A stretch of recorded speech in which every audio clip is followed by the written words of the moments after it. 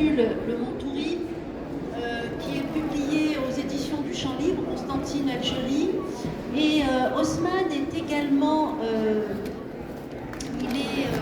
lauréat du prix de la Nouvelle Fantastique 2019, organisé par l'Institut français d'Algérie. Et il a été primé pour sa nouvelle intitulée Première titularisation. Voilà.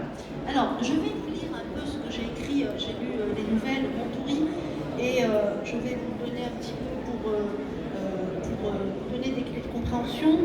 Les histoires racontées dans le Montouri, donc le Montouri, c'est celui-là, les nouvelles, traitent de l'enfance, de l'adolescence, des jeunes écoliers, de la vie estudiantine, de la vie dans les quartiers pauvres, dans la cellule familiale. Les 8 nouvelles mettent en scène des personnages qui portent la vie comme un lourd fardeau. Des êtres qui sont malheureux, qui sont mal dans leur peau, qui sont désespérés et qui sont conscients qu'ils ne peuvent pas accéder au bonheur. Haussmann Chagou a trouvé dans ce recueil de nouvelles un lieu où il retranscrit la vie et ses sombres facettes, la vie sombre et ses répercussions sur ses personnages. L'auteur raconte des histoires où beaucoup peuvent se reconnaître et s'identifier. Alors Haussmann, vos nouvelles sont trop courtes, sont très courtes en fait, pas trop mais très courtes. Elles brossent plusieurs thématiques, elles mettent en scène une variété de personnages. Alors est-ce que vous pouvez nous dire qu'est-ce qu'il lit et relie toutes ces thématiques et ces personnages, les personnages qui animent votre recueil de nouvelles? Merci, bonjour à tous. Je voudrais déjà réagir sur très courte, oui, je le revendique très courte. C'était un gros stress. Oui, et si je pouvais faire mieux, j'écrirais peut-être des micro-nouvelles en 2 phrases. Et ça, c'est un exercice très très difficile, mais c'est un but, pourquoi pas faire des histoires plus courtes que celles. Pour ce qui est de ce recueil de nouvelles, pour les thématiques, les thématiques c'est vrai que c'est très très sombre dans l'ensemble. Les thématiques sont reliées à mon vécu, à mon histoire personnelle, à un drame personnel que j'ai connu aussi.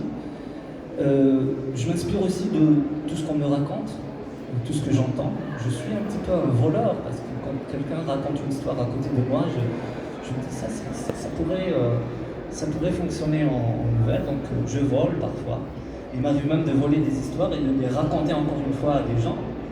Alors ça, il faut se souvenir de ces histoires-là. Donc les histoires, les thématiques, je disais, sont reliées à mon vécu. Et aussi, il y a un volet intéressant, c'est que, fainéant que je suis, j'attendais souvent qu'il y ait des appels à texte pour participer, notamment des appels pour les concours de nouvelles. L'idée d'avoir déjà une thématique imposée fonctionnait bien chez moi dans la mesure où j'avais le thème et c'était une contrainte et je devais en un laps de temps relativement court produire un texte. Donc les thématiques étaient aussi parfois imposées. Dans ce recueil de nouvelles, il y a deux nouvelles qui ont été écrites dans le cadre de concours d'écriture. Pour les personnages, oui, les personnages sont relativement... Vous en avez mieux parlé que moi, je trouve. Les personnages sont vraiment des enfants, des adolescents. Peut-être aussi que cette période de l'adolescence est une période un petit peu critique. Pour moi, qui était très très réservé. Et puis, à l'adolescence, on n'a pas toujours les mots. On ne peut pas toujours mettre de mots sur ce qu'on ressent.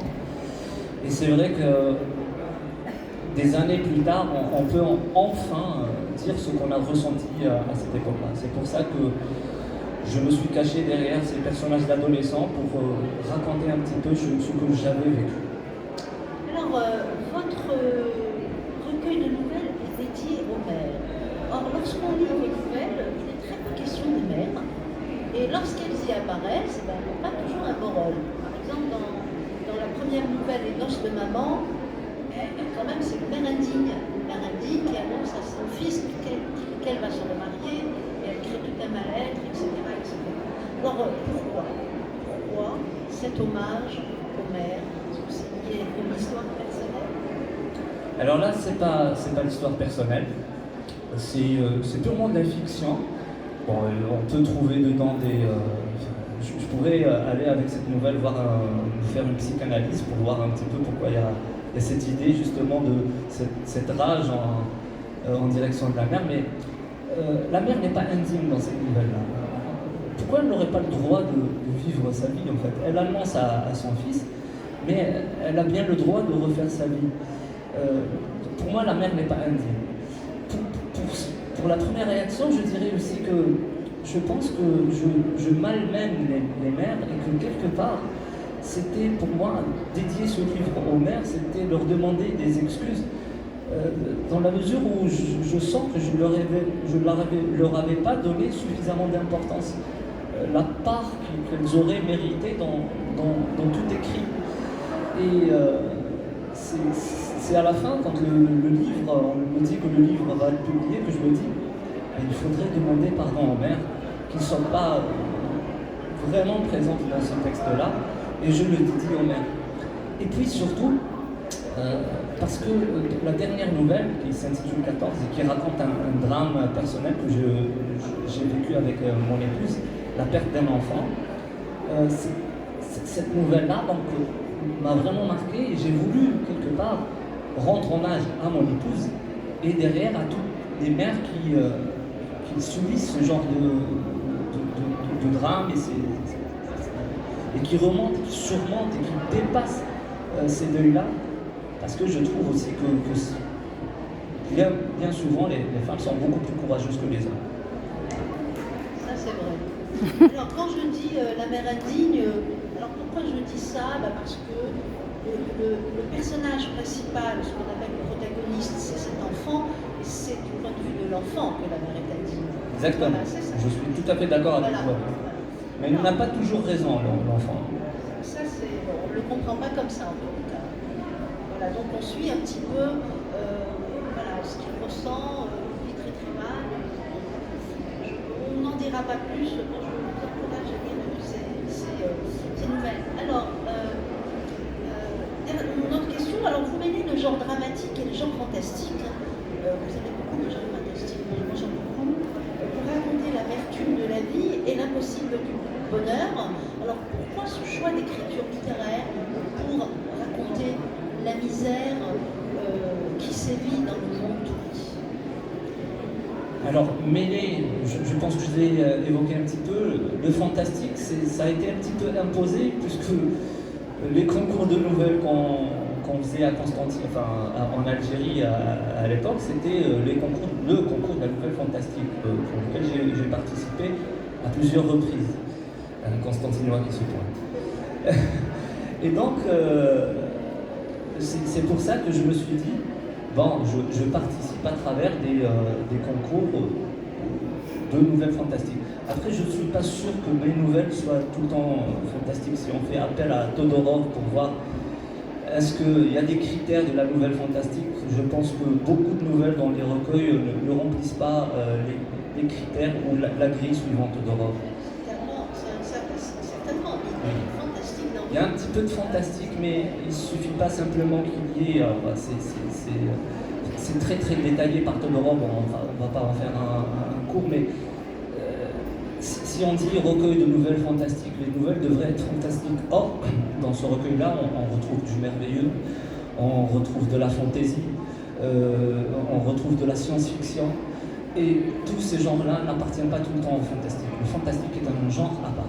Donc, même les nouvelles, il y a du fantastique dedans, mais elles ne sont pas tout le temps, elles ne remplissent pas tous les critères de la nouvelle fantastique.